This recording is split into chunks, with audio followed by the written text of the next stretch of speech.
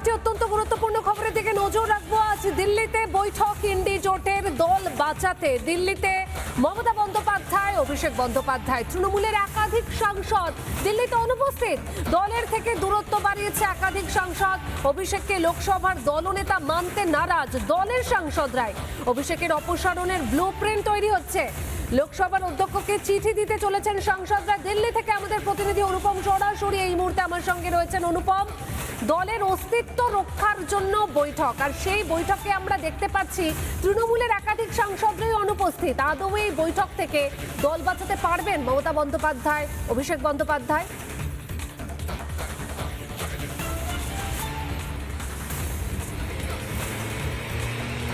দেখো, অভিষেক বন্দ্যোপাধ্যায় গত 48 ঘন্টা আগে একেবারে চুপিসারে কলকাতা থেকে দিল্লি উড়ে এসেছেন।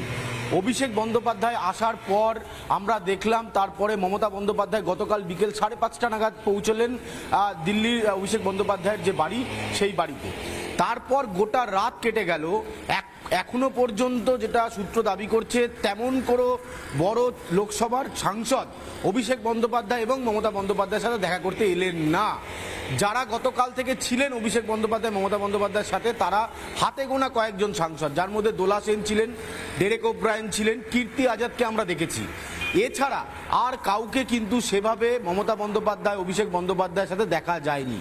অর্থাৎ অভিষেক বন্দ্যোপাধ্যায়কে যে দলনেতা মানতে নারাজ সংসদীয় কমিটি, তা গতকাল থেকে একেবারে স্পষ্ট।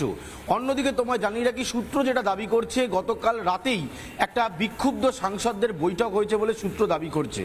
একজন সাংসদ, মহিলা সাংসদের বাড়িতে এই বৈঠক হয়েছে। অনুপম, একদম এই বিষয়ে তোমার কাছ থেকে বিস্তারিত নেব, তবে দর্শকদেরকে একটু জানিয়ে রাখি তার আগে যে দিল্লিতে গোপন বৈঠকে একাধিক তৃণমূল সাংসদেরা।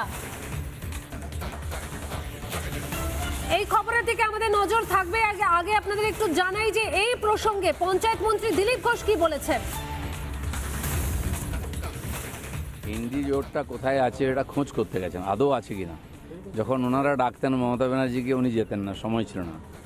এখন উনি গেছেন, জানি না কার সময় আছে ওনার সঙ্গে দেখা করার। এসব গল্প অনেক হয়ে গেছে। ককরোচ পার্টি এসে গেছে। কিছু আছে লোক যারা এরকম ঘুরে বেড়ায়, চালচুলো নাই, তারা কোনো না কোনো একটা জায়গায় ঢুকে পড়ে। এইভাবে আপ পার্টি তৈরি হয়েছিল, এভাবে টিএমসি তৈরি হয়েছিল, সব বিসর্জন হয়ে যাচ্ছে। নতুন একটা প্ল্যাটফর্ম খোঁজা হচ্ছে, কোনো একটা নাম নিয়ে আসবে, কিন্তু জনতা এদেরকে বুঝে গেছে।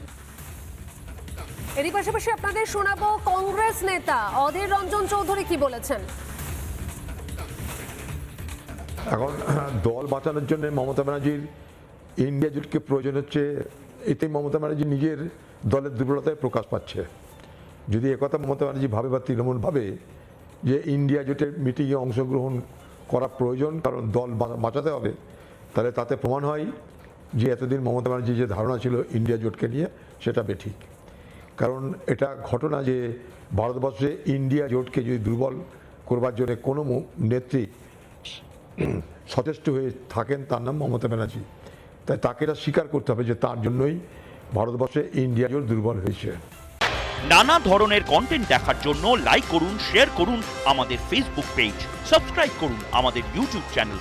পাশাপাশি অন্যান্য ব্রেকিং নিউজের জন্য অবশ্যই চোখ রাখুন রিপাবলিক বাংলায়।